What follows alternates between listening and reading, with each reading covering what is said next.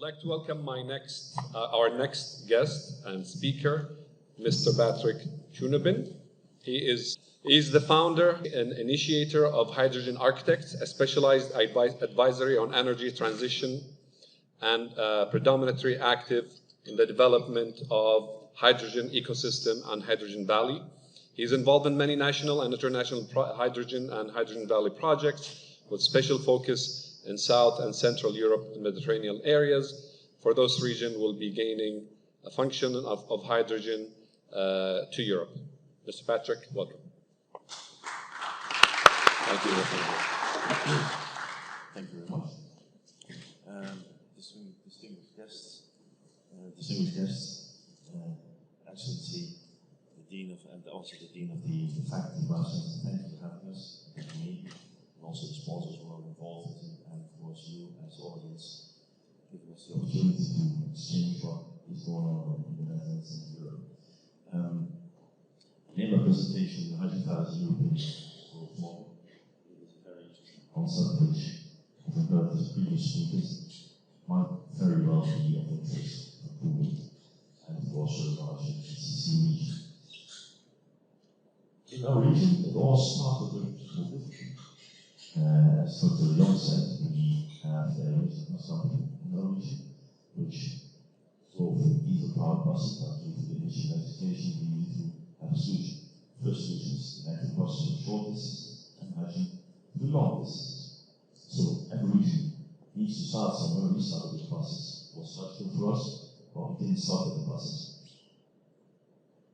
We engaged in several other projects like the storage of hydrogen in the underground.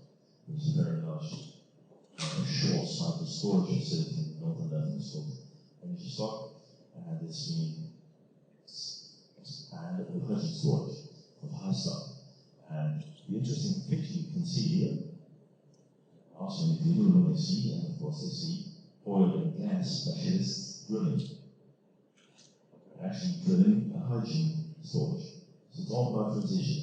Many of the technologies we want to use are available already, but need to be made more difficult for hydrogen. It is not rocket science, it's complex, but it can be done. It takes time. What is a hydrogen valley? As I said, we originally started with buses. Yeah. So a few applications, but we want to go to deep implementation of hydrogen in society. And these are very complex and long-term consuming processes, but you cannot do everything at once. That's why Hydrogen Valley is a very interesting model because it's a stepping stone. It gives you the opportunity to run through the learning curve, run through the cost curve, because you need to do the things in a very good way in order to keep the system operating. This is a picture of crossing the airport. What you can see here is the North Sea region with the Netherlands here, the growing areas here, and actually we are going to harvest the sea. We're going to harvest the wind. We bring the wind to shore and then try to redistribute that electricity inland. That's a challenge because it takes a long time to get a permit for power over the lines. And here hydrogen kicks in because it can be brought to an electrolyzer, which actually will can the energy, it will can the electricity into, let's say, a storage facility. Utilities can electricity. There you can transport it easier. You can transport it from the pipelines through applications in industry, mobility, and the build environment. It's all depicted here. So, but in our region, we engage in this. And we want to become Hydrogen Valley. And well, it actually we had very intense discussion in the industry. In the industry in our region, they all, most of them, are open for the zero emission future. Hydrogen plays a role in that, especially for hard to abate sectors. And we made an investment plan, and it runs up to about 9 billion euros to convert these traditional energy consumers to hydrogen. So it's a 9 billion investment plan which gives an interesting dynamic. parties do want it, but takes time, and there are actually family offers a very interesting solution to learn by doing it in a gradual way. And out of Europe, in our region we have values, but Europe wants to also establish more values. We want to connect the values. Values are little markets, and by combining little markets together, you get a big market, and you get a learning experience that people and parties learn how it works. The end goal is to make hydrogen a commodity, which then can contribute to our green future in the coming years. Europe also said, we're not going to stop. Together with Mission Innovation, it is the intent, it's also published by another president on the line, that we want to have at least 50 hydrogen valleys in Europe, and at least 100 hydrogen valleys globally. At the moment, we are at, I think, 38 projects all over the world. 33 countries, an investment bank, we have calculated, so it's an estimate, the numbers change by the day, more or less it's about 125 billion euros, and the estimated production volume in these valleys, which are still not a very high mature market, but it's running up, it's about 100 hectares, 10 hectares approximately. Here we are going to Europe today, and we can see that Europe has defined several corridors to bring the hydrogen to Europe, either via it's the Greek route or the Italian route, the Spanish route, pipelines, and ships, and ammonia, but also Rotterdam, of course, has a very important role, but also the northern routes with all the ports around the North Sea. Here I give you a picture of the valleys which are under development in Europe, which is marked by the yellow dots. So it's huge undertaking. Many parts are doing it. And the interesting thing is, hydrogen is about sharing. If you can't share, you cannot multiply. It's a learning experience. That's also why we're here. We want to offer our facilitation. That's really important to get them to do that. Actually, the last study I came for the Greek study called Kuwait last week, so every party in every country is making steps. And having heard all the things you told here, I think Kuwait is on the brink of becoming a hydrogen valley with all the cards in hand. I think a way of getting a policy, getting a strategy with the right projects in place. This is a view of, let's say, all the countries in the world who have hydrogen valleys in development. And as you can see, your big neighbor KSA is also active, Oman, as mentioned.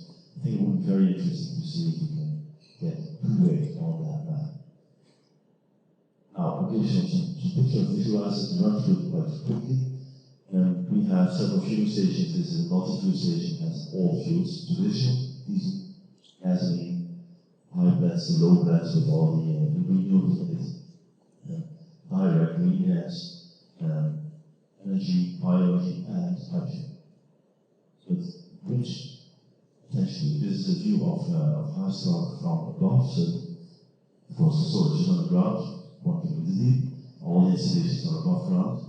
And I think what it depicts is that actually it's remarkably silent, it's remarkably integrated into the surroundings, and there's not so much, let's say, stress on the environment. Can be done. This is a view of old and new technology come together. Wind being brought to the North Sea, building offshore windmills, and in the background, the coal and natural gas power plant, which are of course connected to the gas grid. So by producing the offshore wind, bringing the wind to the ship. This is a very interesting picture. This is a 2-kilometer long train transporting iron ore from the center of Mauritania to the coast. From the coast, it will be brought to steel manufacturers in Europe as a feedstock, but it will also produce green steel because the hydrogen will also be brought there. So it's a decarbonizing effort that gives a tremendous impetus as green steel. Not a very interesting application. Fertilizer.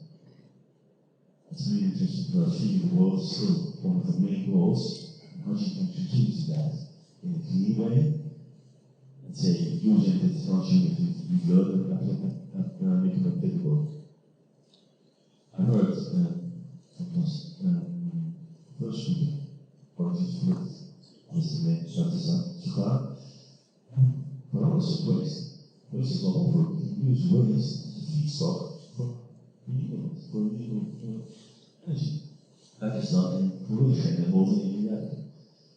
New opportunity, as was mentioned, is sustainable aviation fuel. Which in fact use a lot of it, but this is at our small airport in the region where we are going to actually have 2 GPUs, ground power units, retrofitted with a fuel cell to provide the airplanes with green electricity. So step by step we can green all these applications. It might be very interesting for a country like Kuwait, because if you can do it with an airplane, a GPU, ground power unit, you can do it with a ship as a shore power unit, or maybe other remote applications. And I think as Mrs. Sturkenberg from Brunel will mention later on, and Dr. Leon also said, you build it, but you also have to maintain all these stages. So you have to educate and skill and reskill professionals to be able to cope with the promised such office. This is very nice because these are youngsters which engage in the World Championship miniature car driving on hunting. It's making more people enthusiastic. And again, let's put Kuwait on this map. We are very willing to facilitate you with that, with the help of our embassy, the excellence, and all the staff of this is actually very interesting because last week our Prime Minister, to the right hand side, was presenting a book to His Excellency Dr. bin Ahmed Al-Ziouni, the United Arab Emirates Minister of State for Foreign Trade. So the Netherlands is really trying to make steps and provide facilitation and cooperation opportunities, because I think it's about sharing. And if you can share, you can multiply. We need to do this together. Thank you very much.